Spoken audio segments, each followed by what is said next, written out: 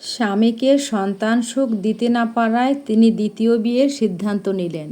আমার শাশুড়িমা নিজেই ছেলের বিয়ের আয়োজন করলেন, অথচ আমাকে দেখে শুনে ঘরে নিয়ে এসেছিলেন উনি নিজেই।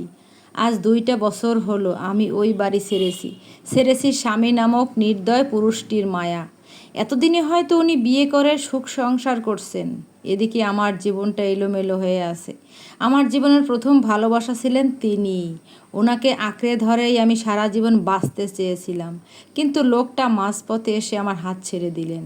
আমি অসহায় হয়ে পড়েছিলাম সেদিন। কোথায় যাব কিছুই বুঝতে পারছিলাম না। বাবার বাড়িতে আমার বাবা মা কেউ নেই। ভাইয়েরা আমাকে যথেষ্ট ভালোবাসেন, তবে বিবাহিত বোন স্বামীর সংসার ছেড়ে আজীবনের জন্য ওই বাড়িতে চলে গেলে ওনারা তা বরদাস্ত করবেন না। কিন্তু আমারও যে যাওয়ার কোনো জায়গা ছিল না। অনেক ভেবেচিন্তে আমি সেদিন বাবার বাড়িতেই গেলাম। আমার ভাইয়েরা আমাকে ফেলে দেয়নি, তারা আমাকে আগলে নিয়েছিলেন। তবে ভাবিরা আমার ওপর খুবই বিরক্ত হতেন। একদিন বড় ভাবির সাথে ভাইয়ের তুমুল ঝামেলা হলো, তাও আমাকে নিয়ে। ভাবি রেগে তার এমপি ভাইকে বাড়িতে ডেকে পাঠালেন। ভদ্রলোক এসে জিজ্ঞেস করলেন, তোমাদের সমস্যার কারণ সৌমি, তাই তো? ভাবির সাথে সাথেই উত্তর দিলেন, হ্যাঁ, ও আসার পর থেকেই একের পর এক ঝামেলা হচ্ছে।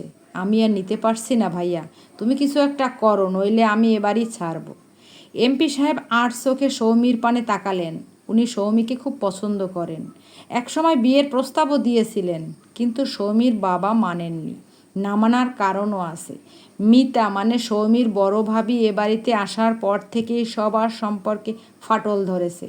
সে খুবই জঘন্য মন মানসিকতার। সৌমির বাবা ভেবেছিলেন তারই তো হয়তো ভাই, তাই একই রকম হবে, তাই বিয়েতে রাজি হননি। কিন্তু মিতা আর সাহেব যে পুরোপুরি আলাদা। এ বাড়িতে হওয়া সব সমস্যার কারণ যে মিতা, তা সাহেব নিজেও ভালো করে জানে। আর আজ যা ঝামেলা হয়েছে তার কারণ সৌমি নয়, বরং মিতা নিজেই। সেজন্য সাহেব বলল, তোকে এবারই ছাড়তে হবে না মিতা। সৌমিকে নিয়ে যেহেতু তোমাদের এত সমস্যা, ও এবার আমার সাথে আমাদের বাড়িতেই থাকবে। সৌমির ভাই সুবাহান ভুরু কুচকালেন, গম্ভীর স্বরে বললেন, আপনাদের বাড়িতে থাকবে মানে? শুনুন ভাইয়া, আমার বোন আমার কাছেই থাকবে, আমার বাড়িতেই থাকবে। আপনি বরং মিতাকে নিয়ে যান। এত ঝামেলা আমার আর ভালো লাগছে না।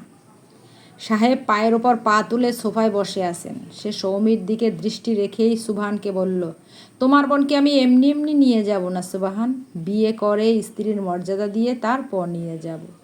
মিতা অবাকের চূড়ান্ত সীমায় পৌঁছালো। কি বলছে ওর ভাই? মাথা টাথা খারাপ হয়ে গেল নাকি? মিতা বলল, ভাইয়া তোমার মাথা ঠিক আছে? কি বলছো সব? এই মেয়েকে তুমি বিয়ে করবে? জানো ও বন্ধা নারী। বাচ্চা কাচ্চা হচ্ছে না বলেই তো ওর বিয়েটা ভেঙেছে। সাহেব বিরক্ত হলো। রক্তচক্ষু নিয়ে মিতার দিকে তাকাতেই সে চুপ করে গেল। সাহেবের বাবা মাও ছিলেন ওখানে। ওনারা কোনো আপত্তি করলেন না, বরং ছেলে বিয়ে করবে শুনে খুশিই হলেন। সাহেব যে সৌমিকে পছন্দ করে তা ওনারা আগে থেকেই জানতেন।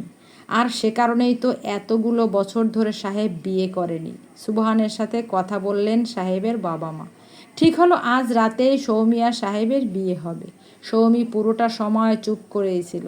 সুবহান তাকে বুঝিয়ে সুজিয়ে বিয়েতে রাজি করালো। সেদিন সাহেব আর সৌমির বিয়ে হলো। প্রথম দিকে সাহেবকে পছন্দ না হলেও আস্তে আস্তে সৌমি বুঝতে পারে মানুষটা অতটাও খারাপ নয়। সৌমিকে সে যথেষ্ট সম্মান করে, ছোট ছোট জিনিসগুলোর খেয়াল রাখে। তারপর আস্তে আস্তে সব কিছু স্বাভাবিক হলো। সৌমির জীবনে দ্বিতীয় বসন্ত এলো। সাহেবের হাত ধরে সৌমি নতুন জীবন পেল। ওদের বিয়ের আজ 1.5 বছর হলো।